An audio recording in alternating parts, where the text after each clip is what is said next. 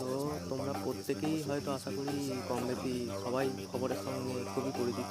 তো আজকে আমাদের পশ্চিমবঙ্গ সরকারের যবে থেকে তৃণমূল এসছে, অর্থাৎ 2011 সাল থেকে, তো সেই সব সরকারের আমলে যারা ওবিসি সার্টিফিকেট সমস্ত বাতিল করে দিয়েছে সরকার। তো এখানে তোমরা কিছু ওবিসি সার্টিফিকেটের লিস্ট তোমরা দেখতে পাচ্ছ, তোমরা এখানে নিজেরাই দেখে নাও।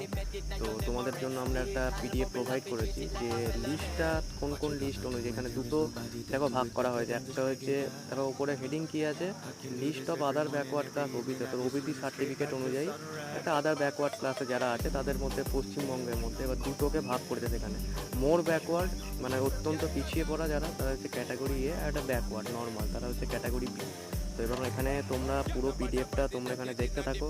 তো আর কমেন্টে তোমরা জানাতে ভুলো না যে সরকারের প্রতিটি পদক্ষেপ কি সঠিকভাবে ঠিক, সরকার কি ঠিক পদক্ষেপ নিয়েছে নাকি ভুল পদক্ষেপ নিয়েছে।